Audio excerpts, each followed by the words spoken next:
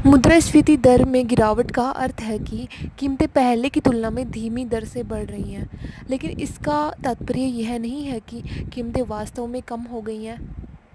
अपस्फीति की स्थिति तब होती है जब मूल्य का सामान्य स्तर कम हो जाता है, लेकिन मुद्रास्फीति में गिरावट का अर्थ आवश्यक नहीं है कि अपस्फीति ही हो। इसका मतलब केवल मूल्य वृद्धि की गति में कमी से है। उदाहरण, यदि मुद्रास्फीति 6% से गिरकर 3% पर आ जाती है तो इसका अर्थ है कि कीमतों में अभी भी वृद्धि हो रही है, किंतु उसकी दर कम है।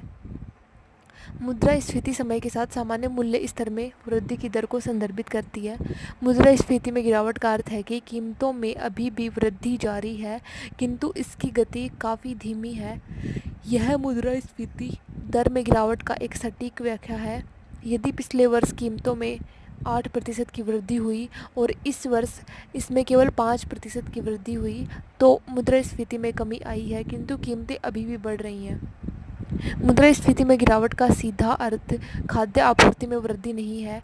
यद्यपि खाद्य उत्पादन में वृद्धि से खाद्य मुद्रास्फीति कम हो सकती है यदि आपूर्ति मांग से अधिक है, किंतु मुद्रास्फीति को प्रभावित करने वाले अन्य कारक हो सकते हैं, जैसे सरकारी नीतियाँ, वैश्विक कमोडिटी कीमतें या मांग पक्ष कारक। भले ही खाद्य आपूर्ति बढ़ जाए, किंतु परिवहन लागत या जमाखोरी जैसे अन्य कारकों से खाद्य कीमतें उच्च बनी रह सकती हैं। यद्यपि घटती मुद्रास्फीति दर जरूरी नहीं है कि औद्योगिक ठहराव का ही संकेत हो, किंतु औद्योगिक ठहराव निम्न मुद्रास्फीति मांग में कमी के कारण में योगदान दे सकता है। आर्थिक मंदी के बजाय बेहतर आपूर्ति श्रृंखला, बेहतर उत्पादकता, प्रभावी मौद्रिक नीति के कारण मुद्रास्फीति कम हो सकती है।